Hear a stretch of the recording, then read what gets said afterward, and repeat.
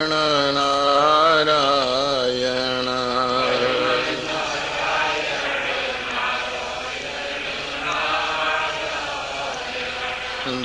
दुर्योधन की मेवा त्यागे दुर्योधन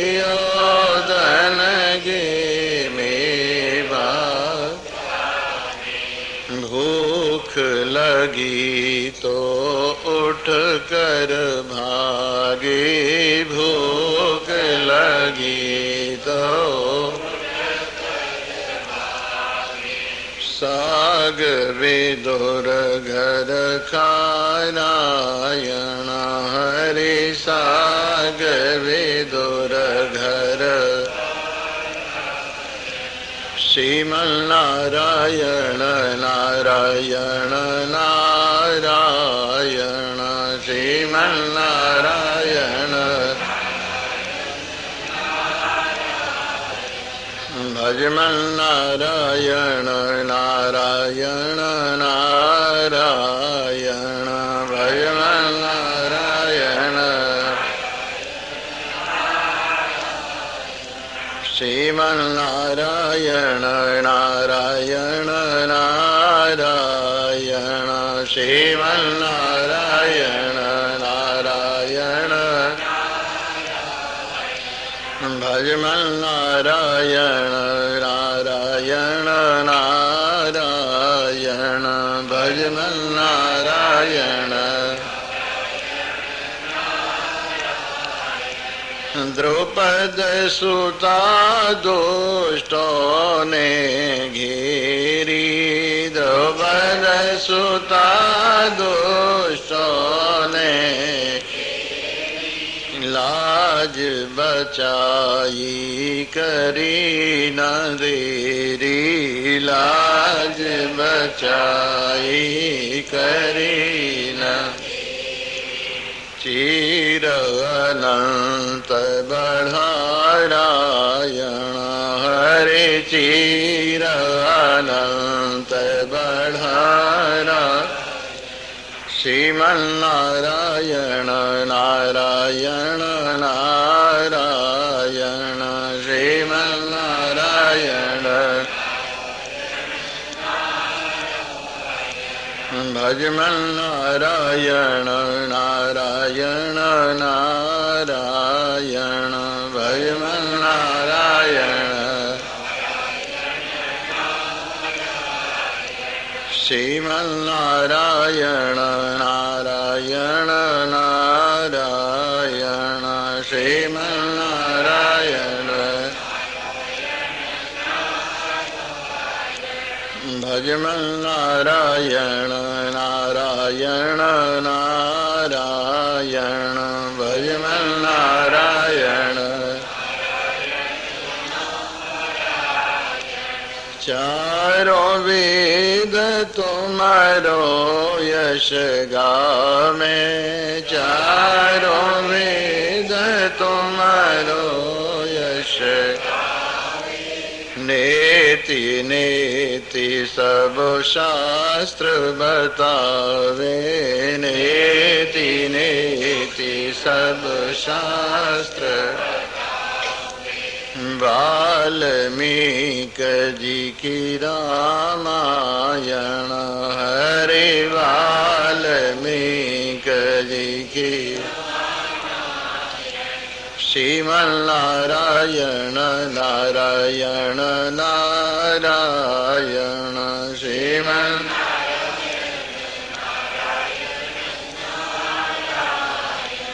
भजमन नारायण नारायण नारायण भजमन नारायण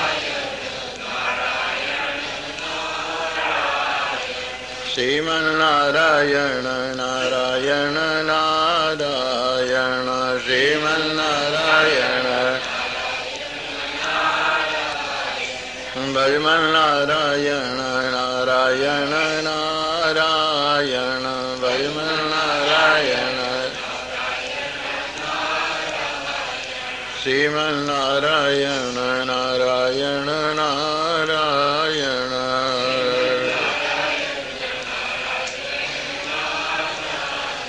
भजमन नारायण नारायण नारायण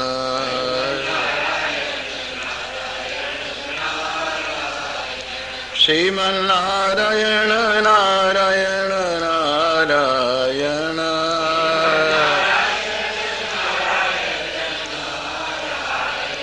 भजमन नारायण नारायण नारायण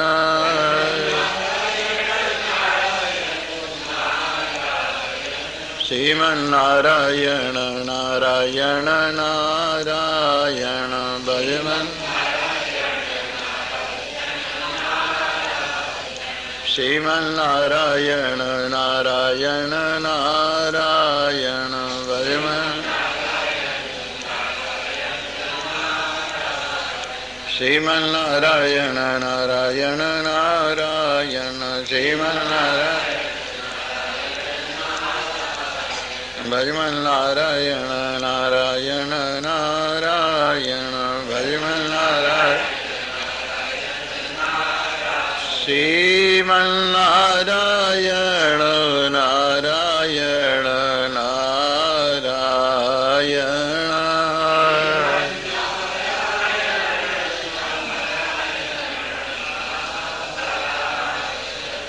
भजमन नारायण नारायण नारायण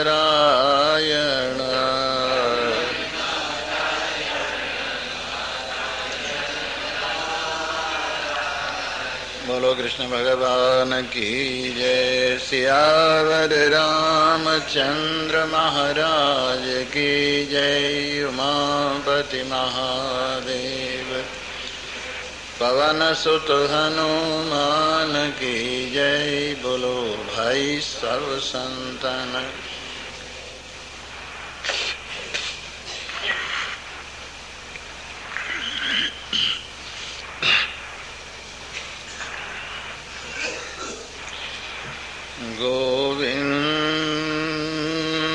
गोविंदाय नमो नमः।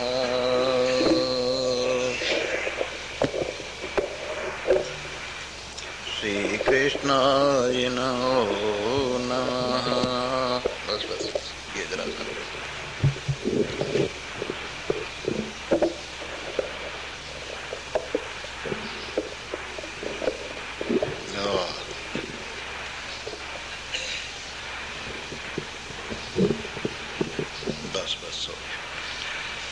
बोलो सच्चिदानंद भगवान की जय।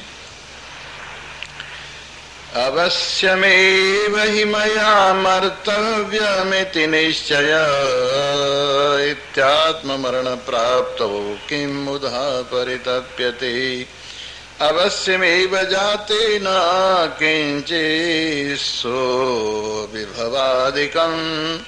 प्राप्तव्यं पुरुषेणेति लाभेषु अर्थेषु को मदः। परिविभागं परित्यज्य पदार्थ पटलवजेयम् आभासमात्रं सामान्यम् इदम् आलोकमानय।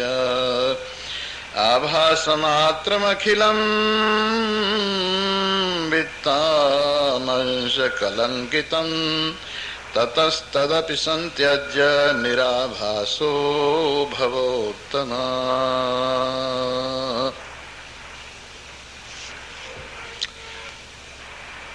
उपस्थित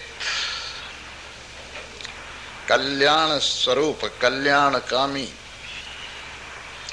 मुक्त स्वरूप मुक्तेच्छु ज्ञान स्वरूप ज्ञानेच्छु श्रोता वृंद,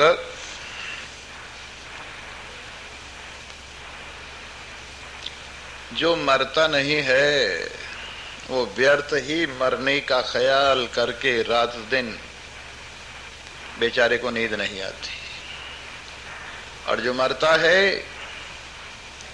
वो जरा सा भी चिंता नहीं करता, निश्चिंत आराम से लेटा रहता है।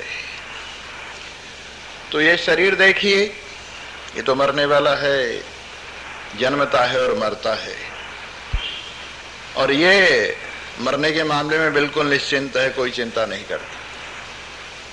लेकिन आत्मा जो अजर अमर अविनाशी अखंड सच्चिदानंद ब्रह्म है, वो बिना बात शरीर के मरने को अपना मरना मानकर अपने आप में बिना बात की मरण की व्यथा भोगता रहता है, सहता रहता है, जबकि इसका मरने से कोई संबंध नहीं है। तो ये जो हम मान बैठे हैं कि हमें भाई एक दिन शरीर छोड़ना है, मरना है, तो शरीर के साथ तो ये बात है ही है, लेकिन आत्मा का संबंध मरने से बिल्कुल नहीं है।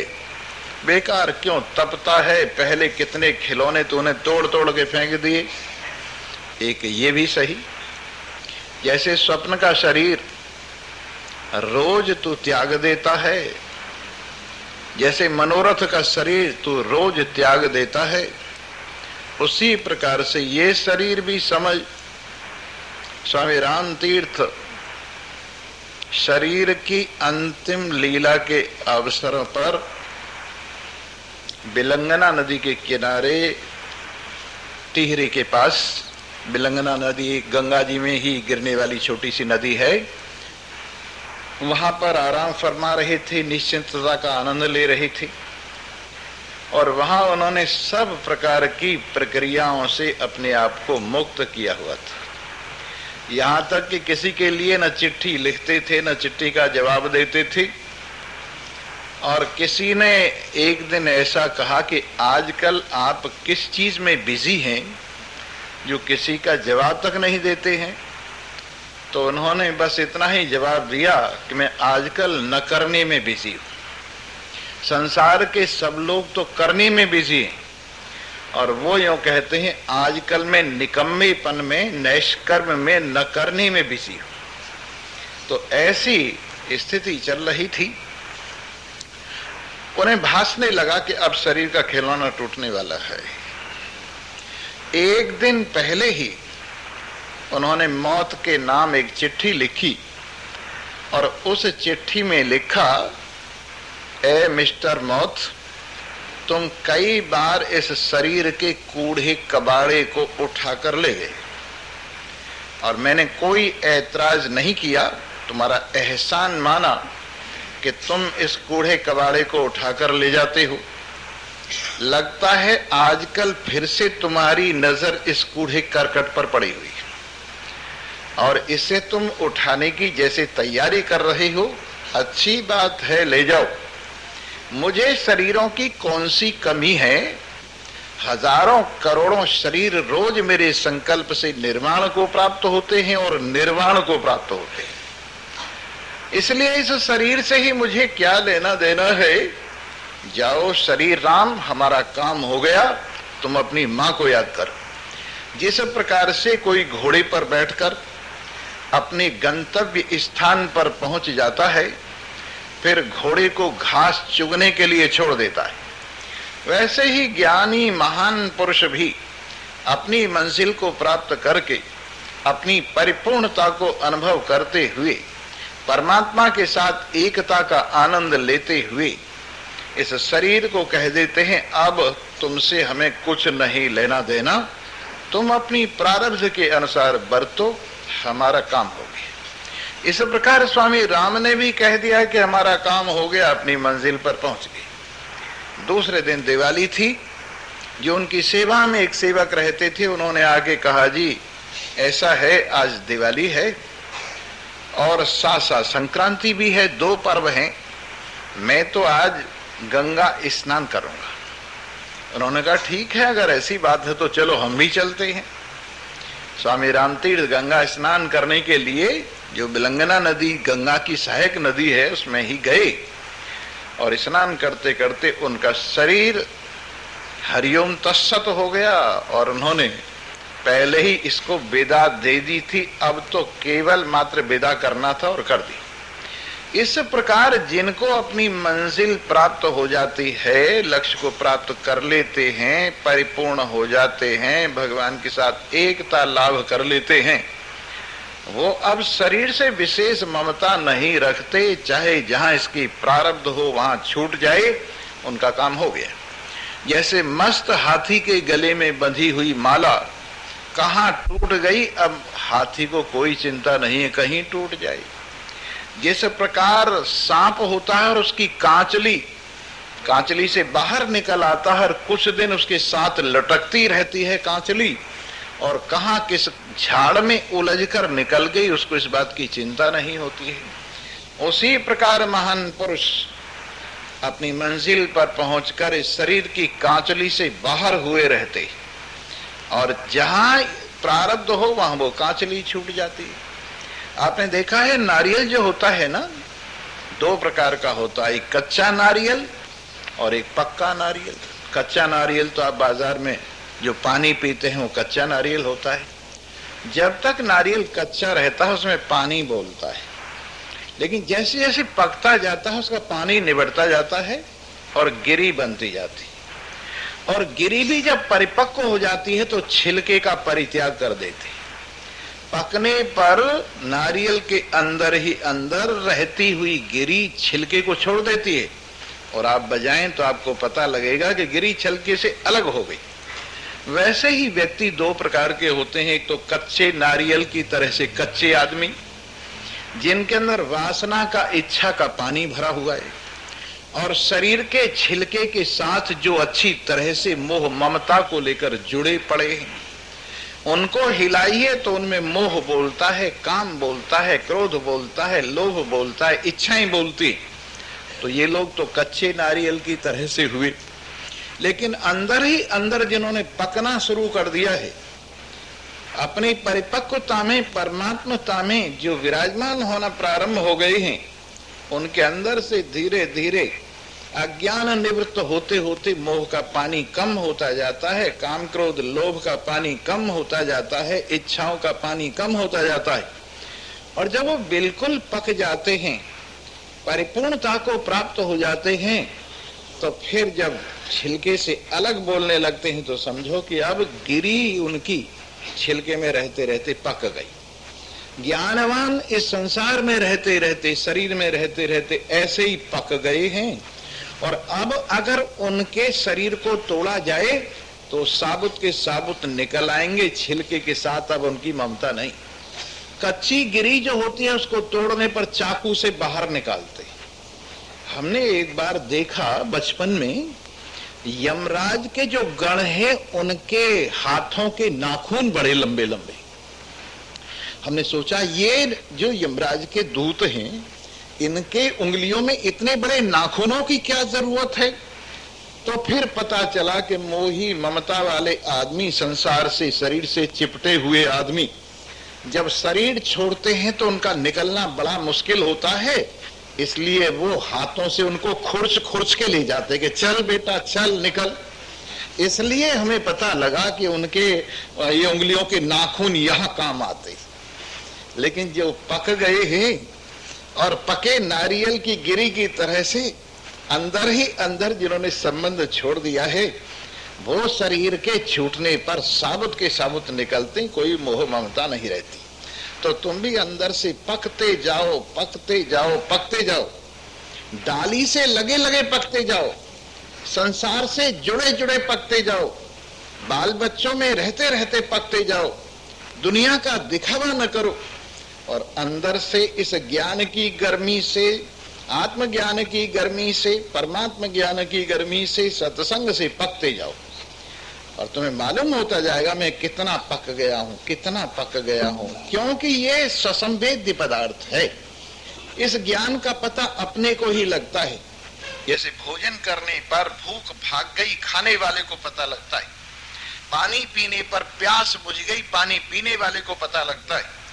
निधिध्यासन कीजिए और जीवन को सफल बनाइए। एक बात और मैं आपको बताता चलता हूं, जितना जितना आप परमात्मा के साथ, अपने स्वरूप के साथ जुड़ते जाते हैं, उतना उतना संसार आपके लिए आसान होता जाता है, भारी नहीं होता।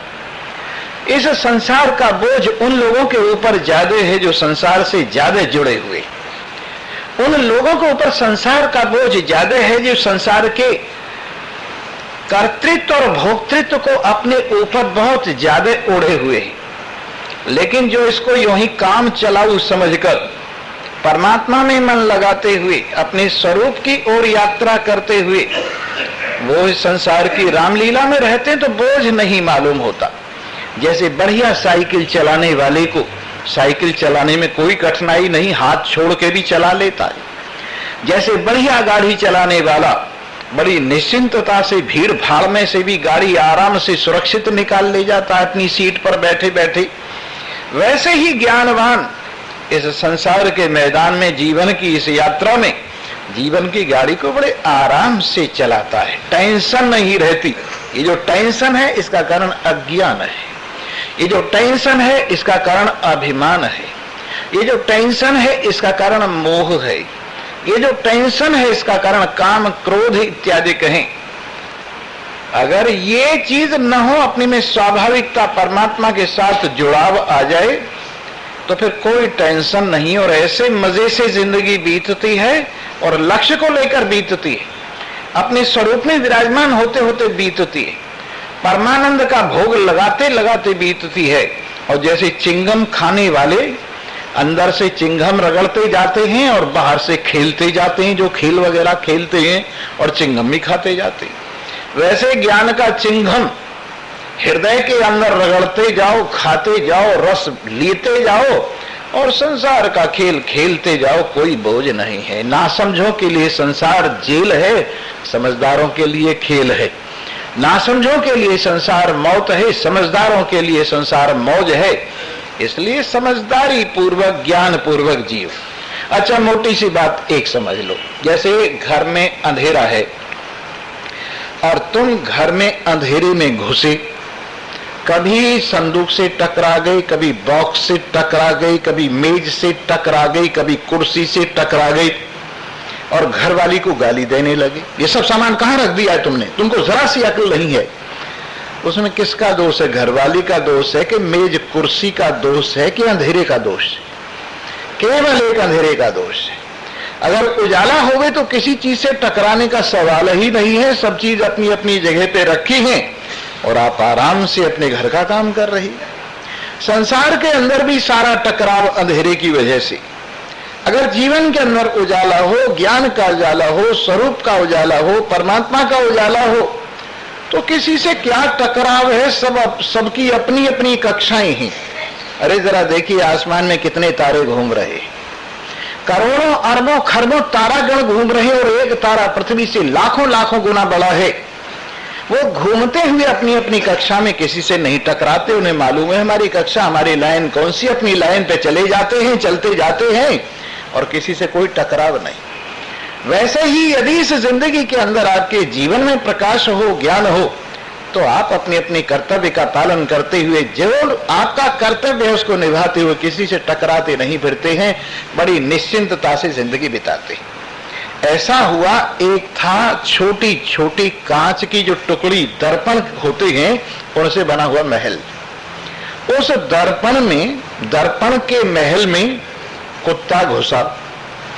उसने देखा हजारों कुत्ते सामने हैं, फिर देखा पीछे को मुंह करके पीछे हजारों कुत्ते हैं, दाहिने हजारों कुत्ते हैं, बाएं हजारों कुत्ते हैं, ऊपर छत पर हजारों कुत्ते हैं, फर्श पर हजारों कुत्ते हैं। वो नीचे वालों पर उछला, नीचे वाले उस पर उछले, ऊपर वालों पर उछला, ऊपर वाले उस पर उछले और वो भौंका, हजारों कुत्ते भौंके और वो लड़ते लड़ते लड़ते लड़ते मर गया। कितने कुत्तों से लड़ा वो? एक भी कुत्ता नहीं था, सब उसकी परछाई थी। बोलो सच्चिदानंद। हाँ, आंख खोल के सुनो, कानों का और आंखों का संबंध है। जब आंख बंद हो जाती है तो कान भी बंद हो जाते, जैसे बैटरी का बल्ब बंद हो गया तो उसकी शक्ति बंद हो गई। ध्यान दीजिए। हाँ, तो कितने कुत्तों से लड़ा? अपने ही प्रतिबिंब थे, उनको गाय समझकर लड़ता लड़ता मर गया। फिर इसके बाद एक समझदार आदमी घुसा और उसने देखा हजारों मेरे प्रतिबिंब सामने, मेरे ही हजारों प्रतिबिंब, पीछे मेरे हजारों प्रतिबिंब, नीचे ऊपर मेरे हजारों प्रतिबिंब। और वो आराम से प्रसन्न चित्त आनंदित होता हुआ सब जगह अपनी महिमा को देखता हुआ आराम से उस मंदिर में विराजमान रहा। तो समझदार आदमी तो as well as a god सब में अपने आप को, अपने आत्मा को देखता हुआ कहीं भी न झगड़ा करता है, न टंटा करता है, आराम से निश्चिंतता से जिंदगी बताता है। और नासमझ व्यक्ति कुत्ते की तरह से as well as a dog अपने से अलग समझता हुआ दूसरों को, ये समझता हुआ ये मेरे से लड़ने आए हैं, वो मेरे से लड़ने आए हैं, वो मेरे से भिड़ने आए हैं, वो मेरे से भिड़ने आए हैं, कुत्ते की तरह से भौंक भौंक कर मर जाता है। इसलिए जीना है तो ठाठ से जियो, एक ज्ञानवान की दृष्टि को लेकर जियो, परमात्मा दृष्टि को लेकर जियो, आत्म दृष्टि को लेकर जियो, और सब में अपने परमात्मा के दर्शन करो। और व्यर्थ के संघर्ष को सिर पर लाद कर क्यों दुखी होते हो? तुम्हारा मन दुखी है इसलिए संसार दुखी नजर आ रहा है। तुम्हारे मन में अंधेरा है तो सारे संसार में अंधेरा है। तुम्हारे मन में द्वैत है तो संसार में झगड़ा टंटा है। अपने मन को ज्ञान से भरिए, अपने मन को परमात्मा के प्रेम से भरिए, अपने मन को आत्मा के प्रेम से भरिए और आनंद लीजिए। बेकार चिंता क्यों कर रहे हो? तो जी हाँ, अब शरीर के खिलौने की बात चल रही थी।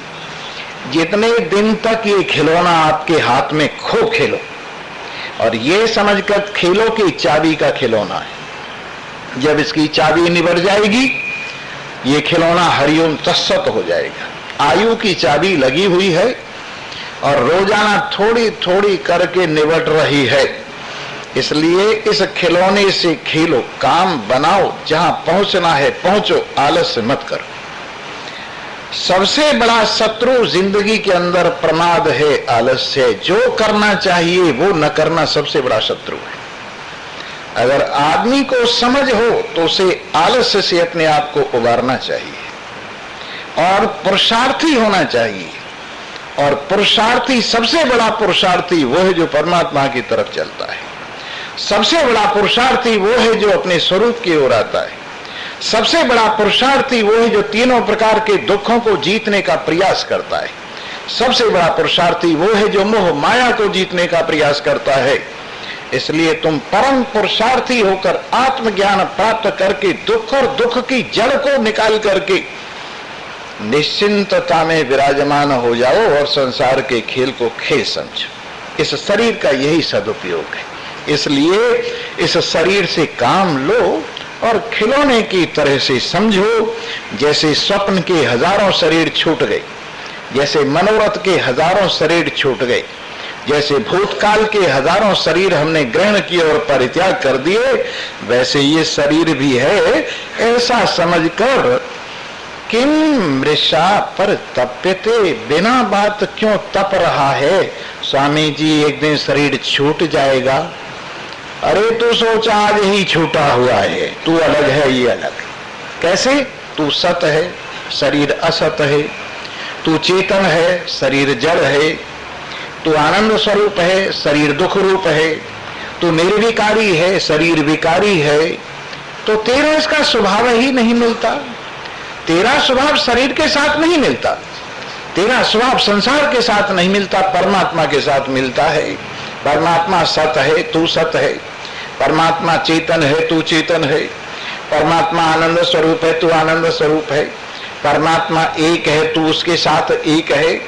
परमात्मा अजर अमर अविनाशी है, तू अजर अमर अविनाशी है। तो जिसके साथ तेरा स्वभाव मिलता है उससे प्रेम कर, और जिसके साथ तेरा स्वभाव नहीं मिलता काम चला ले, लेकिन मन मत लगा। अगर मन लगाएगा तो धोखा खाएगा। अग्नि अगर जल से मन लगाएगी तो बुझ जाएगी, जल अगर अग्नि से मन लगाएगा तो भुन जाएगा। विपरीत स्वभाव है।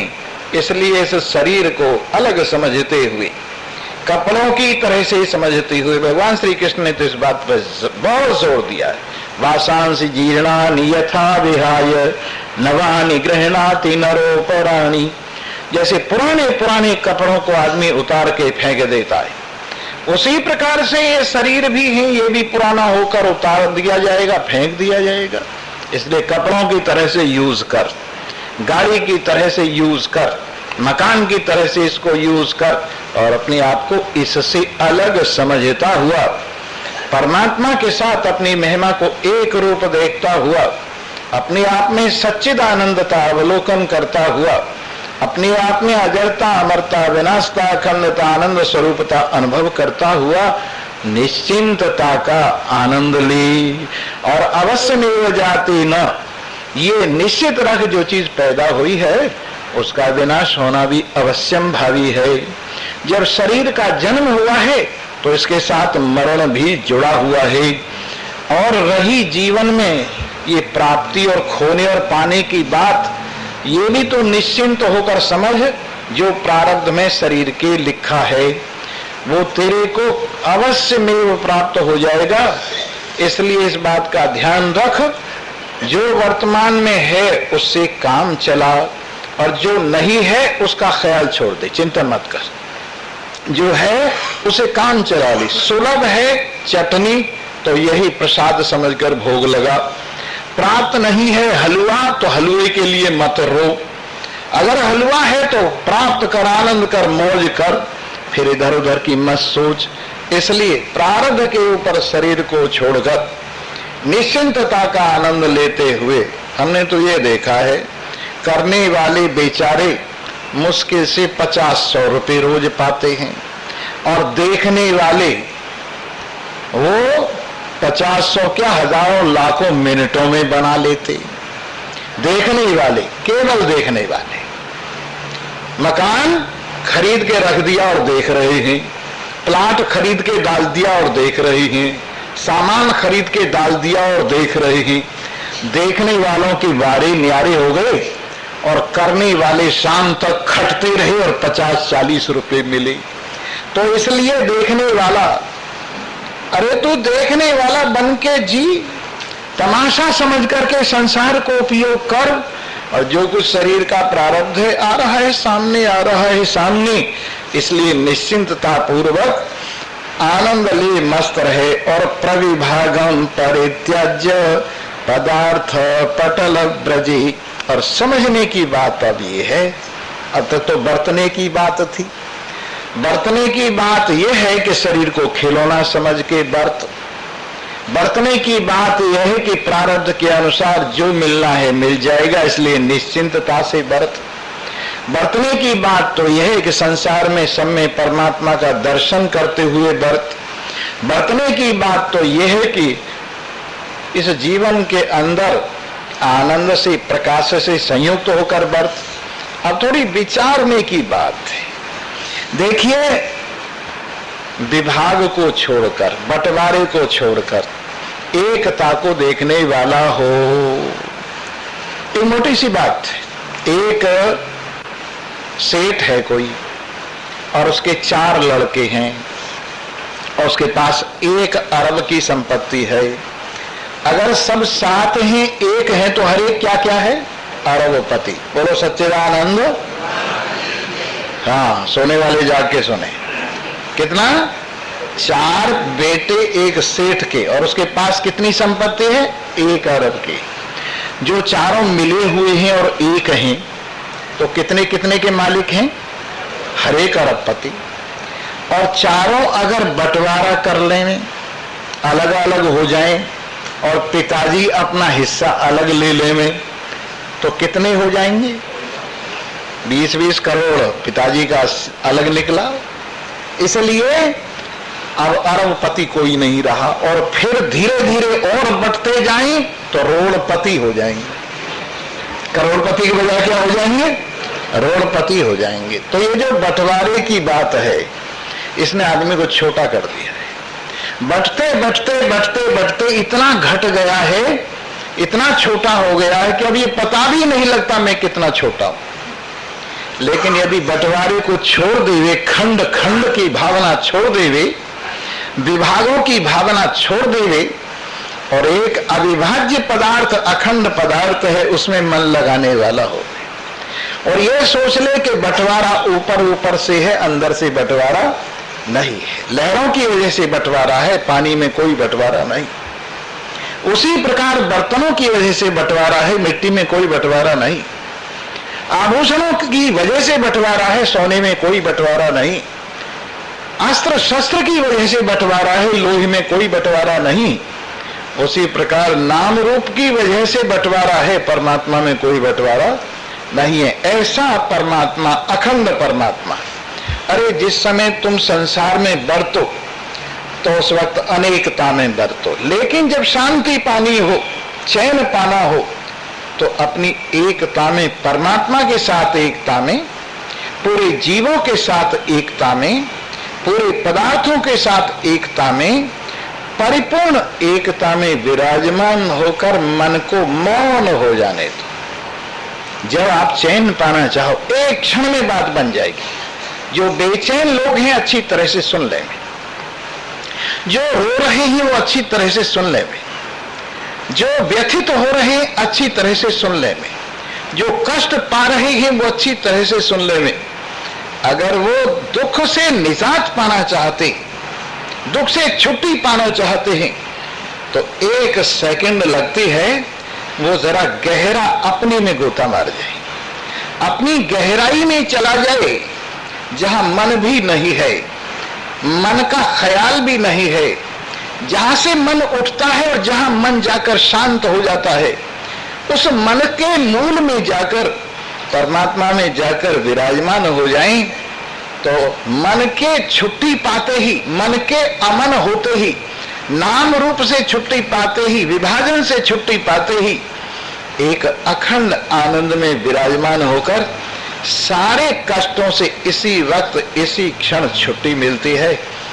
जरा सा अंदर आ जाइए, अपनी गहराई में पहुंच जाइए, अपनी डीपनेस में आ जाइए और देखिए कहीं दुख नहीं है, कष्ट कहीं भी नहीं, जरा सी समझ की बात है और कुछ भी नहीं। मन की बहिर्मुखता को त्याग दीजिए, मन को अंतर्मुख ले आइए, मन को परम शांति में विराजमान कीजिए और देखिए मौज ही मौज है। हम एक निमंत्रण दिया करते और कहा करते हैं, हे आनंद पाने के इच्छुक लोगों, आओ हम तुम्हें आनंद की दावत देते हैं। तुम सबको आनंद की दावत देते, आनंद के थाल परोस परोस कर तुम्हारे सामने रखते। कहाँ आए? बस बुला रहे हैं, भी जरा ध्यान से सुनो कि टुक रंग महल में आओ कि निर्गुण सेज बिछी, टुक रंग महल में आओ कि निर्गुण सेज बिछी, टुक रंग महल में आओ कि निर्गुण सेज बिछी, टुक रंग महल में आओ कि निर्गुण सेज बिछी। अपने हृदय के रंग महल में आओ, जहां तुम्हारा हृदयाधिपति त्रिलोकीनाथ अखिल ब्रह्मांड नायक तुम्हारे लिए सेज बिछाकर तुम्हारा इंतजार कर रहा है। कौन सी सेज है वो? निर्गुण सेज, जिसमें सतोगुण, रजोगुण, तमोगुण तीनों गुण नहीं। जो समता की सेज है वो परमात्मा देव ने तुम्हारे साथ आनंद मनाने के लिए तुम्हारे हृदय में बिछा के विराजमान की है। और टुक रंग महल में जरा सी देर के लिए तो आओ, फॉर ए मोमेंट ओनली, थोड़ी देर के लिए तो आओ। टुक रंग महल में सैंपल लेके देख लो, दुनिया भर के आनंद चख चख कर झक मारते फिरे हो संसार में, अरे अपने घर का आनंद लेके देखो। आदमी की आदत है, घर की खाड़ किरकिरी लागे भिक्षा का गुड़ मीठा। घर में खाड़ की बोरी रखी है, वो तो लगती है किरकिरी, और इधर उधर पड़ोस में मांगता फिर रहा है सड़ा हुआ गुड़। वैसे ही हम लोगों की आदत है, हमारे हृदय में परमात्मा विराजमान है और हम विषयों की गली में ये गंदा गुड़ मांगते फिर रही हैं अपने हृदय में आनंद की बोरी को छोड़कर। तो इसलिए टुक रंग महल में आओ कि निर्गुण सेज बिछी, यहाँ पवन गमन नहीं हो, यहाँ नहीं सूर शशि, यहाँ पवन गमन नहीं हो, ये यहाँ नहीं सूर शशि, टुक रंग महल में आओ कि निर्गुण सेज बिछी। जरा सी देर के लिए अंतर्मुखता ग्रहण करो, बहिर्मुखता त्याग करके मन को लाओ मन के मूल में, अपने हृदय में विराजमान त्रिलोकीनाथ में देखिए, वैसे भगवान सर्वव्यापक है, पर मिलने की जगह आपका हृदय है। जिस प्रकार टेलीफोन का तार हर खंबे पर है, टेलीफोन के हर खंबे पर टेलीफोन किया जा सकता है वहीं से जहां टेलीफोन की मशीन है। उसी प्रकार भगवान सर्वव्यापक है, पर टेलीफोन की मशीन हृदय में लगी हुई है। यहां से घंटी बजाई जा सकती और यहां से नंबर मिलाया जा सकता है। पहले अपने हृदय में तो आइए। जिस कैबिन में टेलीफोन रखा है, जिस कैबिन में से टेलीफोन का नंबर मिलाया जाता है, उस हृदय की कैबिन में तो आइए। जब आप हृदय की कैबिन में आकर विराजमान होंगे और टेलीफोन उठाकर नंबर मिलाएंगे, हेलो हेलो करेंगे, तो आपको आवाज आएगी, यस, हो,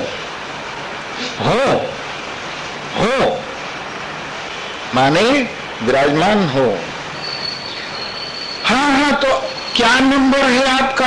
एक नंबर है। क्या नंबर है? एक नंबर है। तो अपने आप को मेरे साथ मिला दे, एक हो जा, बातचीत शुरू।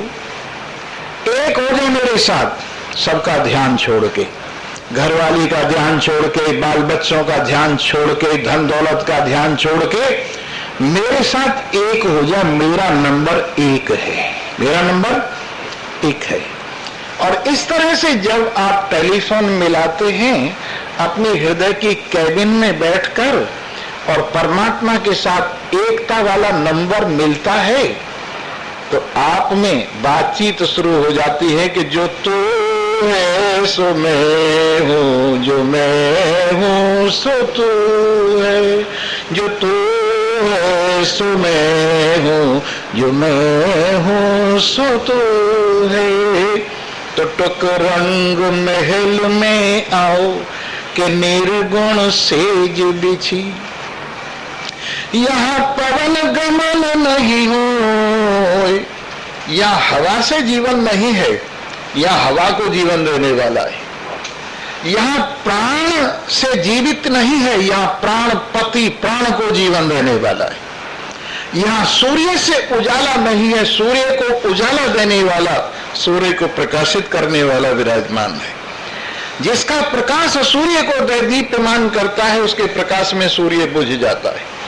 इसलिए यहाँ पवन गमन नहीं हुई, यहाँ नहीं सूर शशि।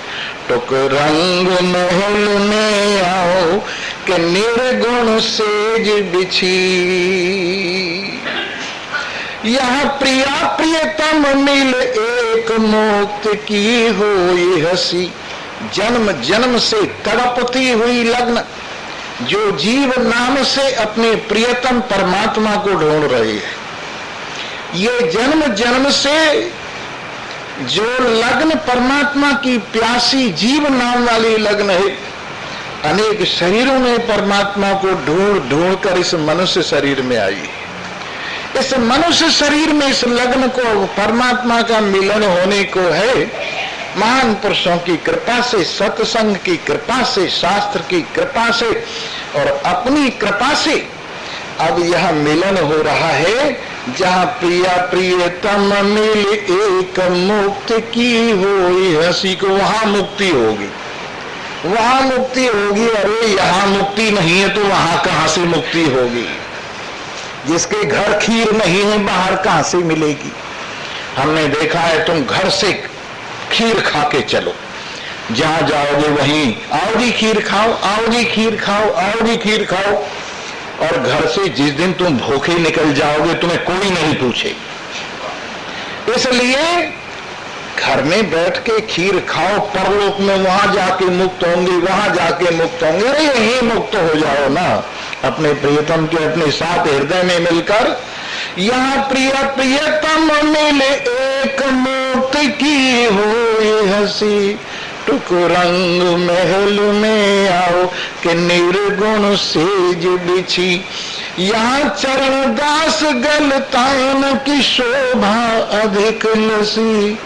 टुक रंग महल में आओ कि निर्गुण सेज बिछी।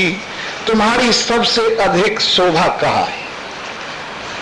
तुम अपनी ससुराल में जाओ, तुम सोचो कि यहां मेरी सबसे ज्यादा शोभा है। हाँ, रौब दाब तो है और तुम जरा दिखावा भी कर सकती हो, लेकिन वहां पूरी शोभा नहीं है। आखिर ससुराल अपना घर तो नहीं, घरवाली का घर है। पर है बड़ा विचित्र, जब से भगवान शंकर का ब्याह हुआ है तब से ससुराल में पड़े हुए हैं हिमाचल में। हिमालय क्या है? ससुराल ही तो है, वहीं पड़े हुए। और जब से विष्णु भगवान की शादी हुई है, क्षीर सागर का पिंड नहीं छोड़ रहे हैं, लक्ष्मी के बाप के घर में ही पड़े हुए हैं। ये ससुराल ऐसी प्यारी जगह है कि बस पूछे मत।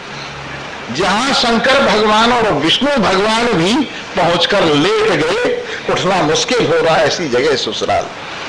पर भाई ससुराल फिर भी ससुराल है, ससुराल है, अपना घर नहीं है। तुम किसी मित्र के घर जाओ, इधर जाओ उधर जाओ, तुम्हारी शोभा पूरी नहीं है। लेकिन जब तुम अपने घर आते हो, अपनी चारपाई पर बैठते हो, अपनी मन में, अपनी शांति में, अपने चैन में, अपने विचार में आजाद होते हो, तो जो अपने घर में शोभा है दुनिया में कहीं नहीं। किसी ने पूछा पूरब में आनंद है कि पश्चिम में आनंद है? कहने लगे अपने घर में आनंद है, न पूरब में आनंद है न पश्चिम में आनंद। तो आप जो अपने घर में विराजमान, परमात्मा के प्रेम में विराजमान, सच्चिदानंदता में विराजमान होते हैं, वहां आपकी पूरी शोभा है और दुनिया में कहीं आपकी शोभा नहीं। इसलिए परिपूर्ण शोभा, परिपूर्ण मुक्ति, परिपूर्ण आनंद, परिपूर्ण बंधन रहितता और परिपूर्ण आजादी आपकी अपने आप में विराजमान है। यहाँ का आनंद लीजिए। और कैसा आनंद है, कैसी मस्ती है, संसार के नियम और कानूनों से ऊपर वाली चीज कि बस आपको क्या बताएं, बता ही देते हैं थोड़ी थोड़ी करके इशारे से। ऐसी विचित्र मस्ती है कि छाप तिलक सब छीनी हो मोसे नैना मिला के। मेरे प्रियतम ने मेरे से अपना दिल मिलाकर, मेरे से अपने नैन मिलाकर सारे नियम और कानूनों का उल्लंघन करवा दिया, सारी मर्यादाओं का उल्लंघन करवा दिया, सारे बंधनों का उल्लंघन करवा दिया, सर्व धर्म पंथों से ऊपर उठवा दिया। और ऐसी स्थिति हो गई कि छाप तिलक सब छीनी हो मोसो नैना मिला के, नैना मिला के मोसो बेना मिला के, छाप तिलक सब छीनी हो मोसो नैना मिला के। प्रेम भटी को मधुआ पिला के, प्रेम भटी को मधुआ पिला के, सुध बुध सब हर लीनी मेरी, सुध बुध सब हर लीनी हो मोसो नैना मिला के, मोहे बाबरी की हो मोसो नैना मिला के, छाप तिलक सब छीनी हो मोसो नैना मिला के। गोरी गोरी बहियन में हरी हरी चूड़िया, गोरी गोरी बहियन में हरी हरी चूड़िया, सदा सुहागिन की नी मोहे, सदा सुहागिन की नी मोसो नैना मिला के। यार अंग्रेजवा के जाओ बलिहारी, यार अंग्रेजवा के जाओ बलिहारी, रंग मजीठी दीनी हो मोसो नैना मिला के, छाप तिलक सब छीनी हो मोसो नैना मिला के, छाप तिलक सब छीनी हो मोसो नैना मिला के।